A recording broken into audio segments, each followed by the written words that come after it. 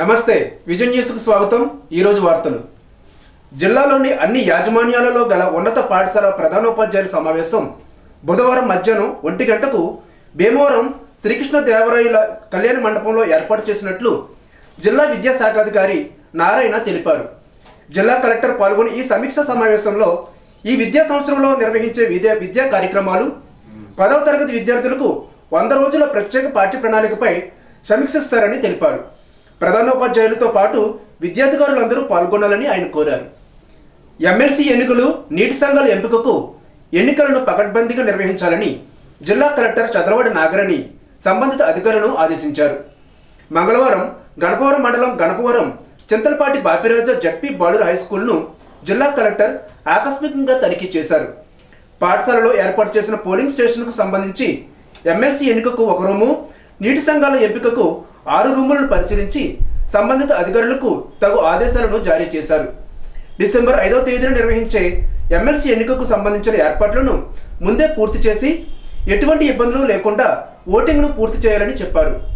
అలాగే నీటి సంఘాల ఎంపికకు నిబంధనల మేరకు పూర్తి చేయాలని, వివాదాలకు తావివ్వరాదని ఆదేశించారు. తొలుత చింతలపాటి బాపిరాజ జడ్పీ హై స్కూల్లో విద్యార్థులతో జిల్లా కలెక్టర్ చదలవాడి నాగరాణి మాట్లాడుతూ, బాగా చదువుకుంటున్నారా, భవిష్యత్తులో ఏమి కావాలనుకుంటున్నారని తదితర ప్రశ్నలను అడిగి సమాధానాలు తెలుసుకున్నారు. చదువుపై ఏకాగ్రత కలిగి ఉండాలని చెప్పారు. ఆడపిల్లలు బాగా చదువుకోవాలని, స్వశక్తితో ఎదగాలని, మధ్యలోనే చదువు ఆగిపోయినా తల్లిదండ్రులు పెళ్లి చేసే ఆలోచనను మానుకోవాలని జిల్లా కలెక్టర్ చదలవాడి నాగరాణి అన్నారు. మంగళవారం గణపవరం మండలం గణపవరం సాంఘిక సంక్షేమ బాలుర వసతి గృహంకు సంబంధించి చేపట్టవలసిన మరమ్మతు పనులను, టాయిలెట్స్ నిర్మాణ పనులను పరిశీలించి అదే ప్రాంగణంలో ఉన్న చింతలపాటి సూరయ్య జడ్పీ బాలిక ఉన్నత పాఠశాలను ఆమె సందర్శించారు. తొలుత బాలుర వసతి గృహంకు నిర్మాణంలో ఉన్న టాయిలెట్లను పరిశీలించి గృహ నిర్మాణ శాఖ ఇంజనీరింగ్ అధికారులకు పలు ఆదేశాలు జారీ చేశారు. అనంతరం వసతి గృహంలోని ప్రతి గదిని పరిశీలించి కొన్ని గదుల్లో పెచ్చులు ఊడుతున్న స్లాబ్కు ఇతర మరమ్మతులకు అవసరమైన చర్యలు వెంటనే తీసుకోవాల్సిందిగా కలెక్టర్ ఆదేశించారు. వసతి గృహంలో విద్యార్థులు ఎక్కువ మంది చేరేలా ప్రోత్సహించాలని హెచ్డబ్ల్యూఓకు సూచించారు. పరిమెల్ల సిపిడబ్ల్యూఎస్ పథకం పైపులైన్ల మరమ్మత్తు పనులను త్వరితగతిన పూర్తి చేసి స్వచ్ఛమైన తాగునీటి సరఫరాను పునరుద్ధరించాలని జిల్లా కలెక్టర్ చదలవాడి నాగరాణి సంబంధిత అధికారులను ఆదేశించారు. మంగళవారం పెంటపాడు మండలం పెంటపాడు పరిమెల్ల లాకుల వద్ద నుండి స్వచ్ఛమైన నీటిని ఎత్తిపోసే పంపింగ్ స్కీమ్ పనితీరును జిల్లా కలెక్టర్ చదలవాడి నాగరాణి స్వయంగా పరిశీలించారు. మండలాల వారీగా గ్రామాల్లోని ఎస్ఎస్ ట్యాంకులకు సంబంధించి మంచినీటి సరఫరా జరిగే ప్రాంతాలను మ్యాపులలో పరిశీలించి పలు వివరాలను అడిగి తెలుసుకున్నారు. ఈ సందర్భంగా కలెక్టర్ మాట్లాడుతూ, కాలుష్యరహిత నీటిని అందజేసేందుకు పరిమెల్ల వద్ద సిపిడబ్ల్యూఎస్ పథకాన్ని నిర్మించడం జరిగిందన్నారు. దీని ద్వారా గణపవరం, నిడమర్రు, ఆకువీడు, కాళ్ళ మండలాల్లో 50 ఆవాసాలలో 37 ఎస్ఎస్ ట్యాంకులను అనుసంధానం చేసేందుకు ఈ సిపిడబ్ల్యూఎస్ పథకం ప్రతిపాదించడం జరిగిందని చెప్పారు. జగన్ గారు ఇచ్చినప్పుడు అంతకు ముందు వచ్చేసేవాడిని ఇక్కడ ముందు పెట్టేప్పుడు ఎవరు పట్టించుకున్నారు.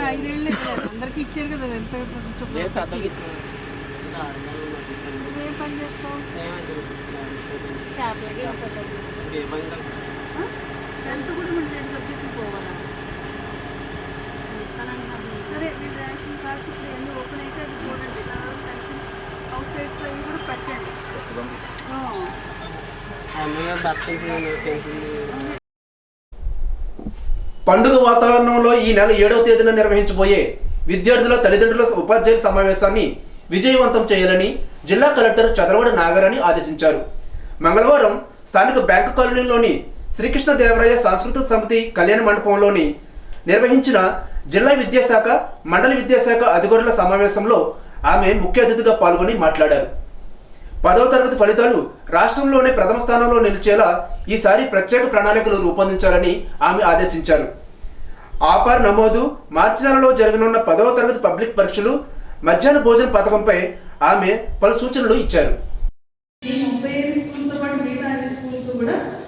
పేరెంట్ టీచర్ కాన్ఫరెన్స్ అనేది ఈ 7వ తారీఖు ఒక మంచి పండుగ వాతావరణంలో పేరెంట్స్ ని ఇన్వాల్వ్ చేసి వాళ్ళు మెయిన్ ఫోకల్గా పెట్టి వాళ్ళు ఆర్గనైజ్ చేస్తున్నట్టు మన ప్రోగ్రామ్ అంతా కూడా ఈ పండుగ వాతావరణాన్ని చేసిన పేరెంట్ టీచర్ కాన్ఫరెన్స్ని ఒక బడి పండుగ వాతావరణంలో చేసుకోవాలని చెప్పేసి కోరుతున్నాను. దానికి మండల లెవెల్ ఆఫీసర్స్ అందరూ కూడా ఇన్వాల్వ్ అవుతారు. ఆల్రెడీ ప్రిపరేషన్ అందరూ కూడా మొదలు పెట్టుకుంటారని కోరుకుంటున్నాను. నేను దానికి డిఫరెంట్ కమిటీస్ ఫామ్ చేయాలని చెప్పేసి ఇన్విటేషన్ కమిటీ కానీ, ఫుడ్ కమిటీ, స్టేజ్ ప్రోగ్రామ్స్కి కమిటీ, రకరకాల కమిటీస్ అన్నీ చెప్పారు. ఆ కమిటీస్ అన్నీ కూడా హై స్కూల్స్లో ఫామ్ చేసుకుంటారని అనుకుంటున్నాను నేను. అలాగే ఇన్విటేషన్ కూడా షేర్ చేయండి. పిల్లలు ఏదైనా ఇన్నోవేటివ్గా ఎక్కడన్నా మంచి ఇన్విటేషన్ కనుక తయారు చేసి ఉంటే పేరెంట్స్ కానీ, ఆ స్కూల్కి పేరెంట్స్ రావాలి. తర్వాత విలేజ్లో ఉండే పెద్దలు, డోనర్స్, స్కూల్ యొక్క ఓల్డ్ స్టూడెంట్స్ వీళ్ళందరినీ కూడా రావాలి. ఏమైనా ప్రామినెంట్ పర్సన్ యొక్క స్కూల్ పరిధి చుట్టుపక్కల ఉంటే వారిని కూడా పిలవాలని చెప్పేసి మనం అనుకోవడం జరిగింది. అంటే మన స్కూల్ యొక్క ప్రోగ్రెస్ అంతా కూడా మనం వారికి ఒకసారి వచ్చిన గెస్ట్ అందరికీ ఇప్పిస్తాము. అది పేరెంట్స్ ద్వారా ఇప్పించడం జరుగుతుంది. తర్వాత పేరెంట్స్ కూడా ఎట్లా పెట్టాలి అనేది చాలా పిన్ పాయింటెడ్గా మనకి ఇన్స్ట్రక్షన్స్ చెప్పడం జరిగింది. కిషోర్ బాలికలు చట్టాలపై అవగాహన కలిగి ఆత్మరక్షణ కోర్సులను నేర్చుకోవాలని ఐసిడిఎస్ సిడిపిఓ పి ప్రమోద్ కుమారి చెప్పారు. మంగళవారం అత్తిలి మండల పరిషత్ కార్యాలయంలో కిషోర్ వికాస శిక్షణ కార్యక్రమం జరిగింది. కార్యక్రమానికి ముఖ్య అతిథిగా హాజరైన ఆమె 11-18 సంవత్సరాల వయసు గల బాలికలను కిషోర్ బాలికలుగా పిలుస్తారన్నారు. క్షేత్రస్థాయిలో బాల్య వివాహాలపై అవగాహన, పోక్సో చట్టం, లైంగిక వేధింపులు, లింగ వివక్షత, ఋతుక్రమం పరిశుభ్రత, అక్రమ రవాణా, ఆత్మరక్షణపై కోర్సులు, నైపుణ్యం వంటి వాటిపై ఆమె అవగాహన కల్పించారు.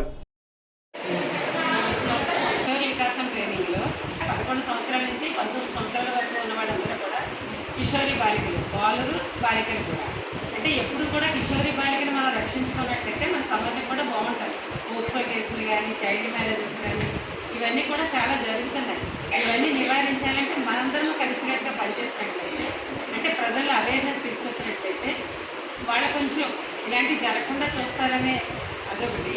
కిషోరి బాలికని ఎదగనిద్దాం, రక్షిద్దాం, చదవనిద్దాం, తన యొక్క అభ్యున్నతికి పాటుపడదాం అని ఈ స్లోగన్ తోటి మనందరం కూడా పనిచేయాలి. ఇప్పుడు కిషోరి బాలికను రక్షించుకోవడం అంటే ఈనాటి బాలికలే రేపటి పౌరులు. మనందరం ఎదిగిపోయాం.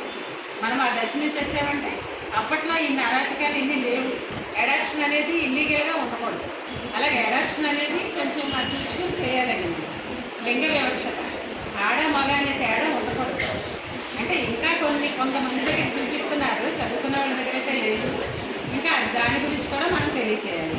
తర్వాత అదేవిధంగా బిడ్డలు బాగుండాలి అంటే ఆరోగ్యం కలిగి ఉండాలి, సంపూర్ణ పోషకాహారం తీసుకోవాలి. ఉపాధ్యాయునులు మాధురి పుష్పలత మాట్లాడుతూ సోషల్ మీడియా మాధ్యమాలు పిల్లలకు అభ్యంతకరంగా ఉన్నాయని అన్నారు. ఇన్స్టాగ్రామ్ ద్వారా తెలియని వ్యక్తులతో చాటింగ్ చేయడం వల్ల అనేక పరిణామాలకు దారితీస్తున్నాయని చెప్పారు. తల్లిదండ్రులు ఎప్పటికప్పుడు పిల్లలను గమనిస్తూ ఉండాలని చెప్పారు. సో ప్రజెంట్ పిల్లల పరిస్థితి ఎలా ఉందంటే ఎక్కువగా మనుషులతో స్పెండ్ చేయడం కన్నా గాడ్జెట్స్ అంటే మొబైల్ ఫోన్స్తో ఎక్కువ స్పెండ్ చేస్తున్నారు. మనకు తెలియని ఎన్నో విషయాలు కూడా పిల్లలకు తెలుస్తున్నాయి. సో వాట్సాప్, ఇన్స్టాగ్రామ్, ఫేస్బుక్ ఇవన్నీ కూడా. వాట్సాప్ కంటే డేంజరస్ అనేది ఇన్స్టాగ్రామ్. ఎందుకంటే వాట్సాప్లో అయితే మనకు కాంటాక్ట్ ఉన్న వాళ్ళతోనే మనం చాట్ చేస్తాం. Instagrams we can contact even with unknown person also. మనకు తెలియని వ్యక్తులు కూడా ఇన్స్టాగ్రామ్లో, ఫేస్బుక్లో వస్తూ ఉంటారు. వాళ్ళతో చాటింగ్ ఎంతవరకు వెళ్ళిందంటే ఆ చాటింగ్ అనేది అమ్మతో ఏం చెప్తున్నావు, నా ఫ్రెండ్తో చాట్ చేస్తానంటాం. బట్ ఆ ఫ్రెండ్ ఎవరు? పేరు చెప్తాం, లక్ష్మియో, లత, తులసి చెప్తాం, కానీ ఆ ఫ్రెండ్ ఎవరు అనేది మనకు తెలియదు. అది పూర్తిగా ఎప్పుడు వస్తుంది? అవతల వాడు ఏదన్నా ఈ అమ్మాయి చాలా ఇన్సిడెంట్స్ చాలా ఎగ్జాంపుల్స్ విన్నాము. కొన్ని మా స్కూల్లో చూడడము లేదా పేపర్స్లో చూడడమో జరిగింది. ఏంటంటే వీళ్ళు ఫొటోస్ పంపించమంటాము, ఈ అమ్మాయిలు ఫోటో తీసి పంపించేయడము. ముఖ్యంగా అమ్మాయిలు చెప్పవలసింది ఏంటంటేనండి డీపీస్ వాళ్ళ ఫొటోస్ కానీ లేదా స్టేటస్లో కానీ. కానీ ప్రజెంట్ ఏమైందంటే స్టేటస్, ప్రతి విషయం మన స్టేటస్ ఏం చేస్తాం చూడండి. మనకు బాధ అయినా సంతోషమైన మన వాళ్ళతో పంచుకుంటా, స్టేటస్తో ప్రపంచం మొత్తం పంచుకుంటున్నాం. మన బాధ కలిగితే అమ్మతో పంచుకొని నాన్నతో పంచుకోవాలి. కానీ అది కాదు, స్టేటస్లో రకరకాల ఉంటాయి కదా కొటేషన్స్. మనుషుల్ని నమ్మకూడదు, ఇలా అందరూ ఇంతే. ఎవరికి చెప్తున్నాం మన బాధ? ప్రపంచానికి తెలియాల్సిన అవసరం ఏముంది? అమ్మకి చెప్తే ఓదారుస్తుంది, నాన్నకి చెప్తే సమస్య తీర్చుతాడు, అన్నయ్యకి చెప్తే ఏదో చేస్తాడు. కానీ అది మానేసి స్టేటస్లో చెప్పుకుంటే అంటే మనం బాధలో ఉన్నాం, నన్ను ఓదార్చమని ప్రపంచాన్ని అడుగుతున్నామా? అప్పుడు ఓదార్చేవాడు ఎవడు ఏదో ఒక తీసుకుంటున్నారు కదా. ఎలా అందరూ ఓదార్చేవాళ్ళు అందరూ మంచిగా వస్తున్నారా? మన బలహీనత ఎప్పుడైనా సరే కన్నీళ్ళు బలహీనత అనేది చాలా చాలా అన్నిటికంటే బలహీనత అండి. శారీరకమైన ఆరోగ్యం కన్నా బాధ వస్తే భయపడిపోవడం, బెంబేలు పడడం, బెదిరిపోవడం చాలా బలహీనత. మన పిల్లల్ని అలాంటి బలహీనత పడకుండా ఏ సమస్య వచ్చినా ధైర్యంగా ఎదుర్కొనేలాగా మనం తయారు చేయాలండి. భయమే అన్నిటికీ ఫస్ట్ మూల కారణం, అవునా కదా? సో మనం మన పిల్లలతో ఎక్కువ సమయం గడపాలి, ఫోన్స్తో కాదు. పేరెంట్స్ టీవీలతోటి, పిల్లల ఫోన్స్ తోటి, ట్యాబ్స్ తోటి కాదండి. ప్రతి పిల్లల్లో ఒక టాలెంట్ ఉంటుంది. ఎంత చదవని అమ్మాయి అయినా పాట బాగా పాడుతుంది, డాన్స్ బాగా చేస్తుంది, డ్రాయింగ్ బాగా వేస్తుంది, లేదైతే స్టిచ్చింగ్ బాగా చేయొచ్చు కదా. కొంతమందికి చదవడం రాదు కానీ రైటింగ్ చాలా బాగా రాస్తారు. సో వాళ్ళలో ఏ టాలెంట్ ఉందో ఆ టాలెంట్ని ఐడెంటిఫై చేయాలి as a teachers and parents కూడా. ఓకే, ఇంటికి వచ్చింది ఖాళీగా ఉంది, అమ్మ నువ్వు రైటింగ్ బాగుంటుంది కదరా, ఇదిగో ఈ ఆర్టికల్ రాయి, దీంట్లో చూసి అది ఈ మ్యాటర్ రాయి అనిస్తే అమ్మాయికి ఇప్పుడు ఖాళీగా ఉండే టైం ఉండదు కదా, రాస్తుంది. ఎప్పుడైనా మన పిల్లలు మనం ఖాళీగా ఉండకుండా వాళ్ళ యొక్క టైంని యూస్ఫుల్గా ఎలా స్పెండ్ చేయాలో చెప్పేమంటే మనం గైడ్ చేయాలి. పిల్లలు తెలియదండి, వాళ్ళకి తెలియదు. ఎందుకంటే మనం ఎప్పుడు చెప్తూ ఉంటాం, పిల్లలు అనేవి తెల్ల పుస్తకం, తెల్ల నోట్ పేపర్ లాంటి వాళ్ళు, మనం ఏం రాస్తే అక్కడ వాళ్ళు అదే తీసుకుంటారు. కాబట్టి వాళ్ళని సరైన గైడెన్స్తో మనం లీడ్ చేసి నీలో ఈ టాలెంట్ ఉంది, ఇదిగో నువ్వు ఇలా వెళ్ళు అంటే వాళ్ళు అలా వెళ్తారు. మరి ఇప్పుడు కేవలం చదువుకుని ఐఏఎస్ ఐపీఎస్ అయితేనే కాదు కదా. ఎంతోమంది డ్రాయింగ్, రవిరాజ పినిశెట్టి ఆయన బొమ్మలతోటి మొత్తం స్టోరీ చెప్తారు. ఆడపిల్ల తను ఎదుర్కోవాలి క్లిష్ట పరిస్థితుల్లో అంటే కరాటే లాంటివి బాగా నేర్చుకోవాలి. సో మొట్టమొదటిగా పరిస్థితి ఎదురైనప్పుడు భయపడకుండా ధైర్యంగా ఉండాలి. ఆ ధైర్యమే మనకు సగం బలాన్ని ఇస్తుంది. సో ఏ విషయం జరిగినా అమ్మ నాన్నతో షేర్ చేసుకునేలాగా, స్కూల్లో వాళ్ళతో ఎక్కువ క్లోజ్గా మూవ్ అయ్యే టీచర్స్తో షేర్ చేసుకునేలాగా, పిల్లలకి అన్ని విధాలుగా ఎవ్రీథింగ్ ఆరోగ్యపరంగా, మానసికంగా, శారీరకంగా అన్ని విషయాల్లో సరైన గైడెన్స్ ఇస్తూ వాళ్ళని కూడా కిషోరి అంటే ఈ వయసులో వాళ్ళకి ఇవ్వవలసిన గైడెన్స్ మనం ఇస్తూ అమ్మాయిల్ని అబ్బాయిల్ని కూడా ఎలా ఉండాలో అమ్మాయిల్ని చెప్తూ ఉన్నాం, కానీ ఎలా ఉండకూడదో కూడా అబ్బాయిలకి చెప్తూ ఇద్దరూ కూడా సహోదర భావంతో ఓన్లీ పేరుకి ప్లెడ్జ్ చెప్పి ఆల్ ఇండియన్స్ అండ్ మా బ్రదర్స్ అండ్ సిస్టర్స్ కాదండి. ఆ యొక్క చెప్పిన ప్లెడ్జ్ని వాడు మనసా వాచాకరమైన ఫాలో అవుతున్నాడా లేదా, దాన్ని ఆచరణలో చూపిస్తున్నాడా లేదా, అది పాటించేలా చేస్తూ అందరూ కూడా సొసైటీకి మంచి సిటిజన్స్ని అందించేలా కృషి చేయాలని కోరుకుంటూ థ్యాంక్ యూ. ఎంపీడీఓ సామ్యూల్ మాట్లాడుతూ బాలికలను రక్షించండి, బాలికలను చదివించండి అనేది కిషోర్ బాలికలను రక్షించడంలో సమాజంలో అందరూ బాధ్యత వహించాలని చెప్పారు. బాల్య వివాహంపై నాటిక ప్రదర్శన ఇచ్చారు. ఐసిడిఎస్ సూపర్వైజర్స్ ఎం శ్రీదేవి, మహాలక్ష్మి మాట్లాడారు. కార్యక్రమంలో బీపీసీ శ్రీకాంత్, అంగన్వాడీ కార్యకర్తలు, ఏఎన్ఎంలు, వెల్ఫేర్ అసిస్టెంట్లు, మహిళా సంరక్షణ కార్యదర్శులు పాల్గొన్నారు. తణుకు పట్టణంలోని అన్నా క్యాంటీన్ను తణుకు శాసనసభ్యులు ఆర్మిల్లి రాధాకృష్ణ ఆకస్మికంగా సందర్శించారు. అక్కడ భోజనం చేస్తున్న పేద ప్రజలు, మధ్యతరగతి ప్రజలను అన్నా క్యాంటీన్లో పెట్టుకుచున్న భోజన వసతి సౌకర్యాల గురించి అడిగి తెలుసుకున్నారు. ఈ సందర్భంగా ఆర్మిల్లి రాధాకృష్ణ మాట్లాడుతూ చంద్రబాబు నాయుడు అధికారంలోకి వచ్చిన తర్వాత ఈ అన్నా క్యాంటీన్ను పునఃప్రారంభించారని, నాణ్యమైన భోజన వసతి సదుపాయాలు కల్పిస్తున్నామని అన్నారు.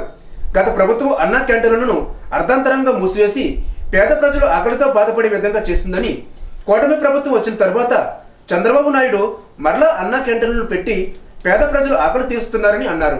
ఈ కార్యక్రమంలో కూటమి నాయకులు పాల్గొన్నారు. ఈరోజు ఎన్టీఆర్ అన్నా క్యాంటీన్ ప్రారంభించిన తర్వాత ఉదయం బ్రేక్ఫాస్ట్, మధ్యాహ్నం లంచ్, ఈవినింగ్ డిన్నర్ ఇక్కడ దాదాపు 1500 మంది తణుకు అన్నా క్యాంటీన్లో ప్రతి పూట కూడా చేయడం జరుగుతుంది, ప్రతిరోజు కూడా చేయడం జరుగుతుంది. ముఖ్యంగా ఈరోజు ఇక్కడికి వచ్చిన వారందరూ కూడా చాలా ఆనందం వ్యక్తం చేస్తున్నారు. ముఖ్యంగా పేద, దిగువ, మధ్య తరగతి వారందరూ కూడా ఇక్కడ చంద్రబాబు నాయుడు గారు వచ్చిన తర్వాత అన్నా క్యాంటీన్లు పునఃప్రారంభించిన తర్వాత వారందరూ కూడా ఎంతో సంతోషంతో ఇక్కడ ఉన్నటువంటి ఫుడ్ క్వాలిటీ కూడా చాలా బాగుంటుందని ప్రతి ఒక్కరు కూడా చెప్తున్నారు. ఈరోజు వారందరూ కూడా ముక్త కంఠంతో ఈ ప్రభుత్వం వచ్చిన తర్వాత అన్నా క్యాంటీన్ ద్వారా మా అందరికీ కూడా మా అందరి ఆకలి తీరడం జరుగుతుందని స్టూడెంట్స్ కానీ, కార్మికులు కానీ, అదేవిధంగా వివిధ పనుల నిమిత్తం తణుకు పట్టణం వచ్చే వారందరికీ కూడా ఇక్కడ ఈ అన్నా క్యాంటీన్ సర్వీసెస్ వాళ్ళందరూ కూడా మెచ్చుకోవడం జరుగుతుంది. ఈ విధంగా చంద్రబాబు నాయుడు గారు కూటమి ప్రభుత్వం వచ్చిన తర్వాత అన్నా క్యాంటీన్లు గత ప్రభుత్వం అర్ధాంతరంగా మూసివేస్తే ఈరోజు పునఃప్రారంభించి పేదలందరికీ కూడా అందుబాటులోకి తీసుకొచ్చి ఆకలి తీరుస్తున్నటువంటి ప్రభుత్వం కూటమి ప్రభుత్వం. తణుకు భవిత కేంద్రంలోని ప్రపంచ వికలాంగుల దినోత్సవం ఘనంగా నిర్వహించారు. 4వ అదనపు జిల్లా జడ్జి డి సత్యవతి ఆదేశాల మేరకు న్యాయవాదులు, పారాలీగల్ వాలంటీర్లు వికలాంగులకు ఉన్న చట్టాలు, హక్కుల గురించి వివరించారు. అంగవికలాంగులు అయినప్పటికీ గిన్నిస్ బుక్లో ఎక్కిన వారు ఉన్నారని, ఎంతోమంది సైంటిస్టులు వికలాంగులేనని, శారీరక మానసిక వికలాంగులకు ప్రభుత్వం వారికి అన్ని రంగాలలో చేయూత ఇస్తుందని చెప్పారు. మండల న్యాయ సేవల కమిటీ ద్వారా ఆస్తి విషయాలలో, ఆరోగ్య విషయాలలో చట్ట ప్రకారం న్యాయ సహాయం అందిస్తారని అన్నారు.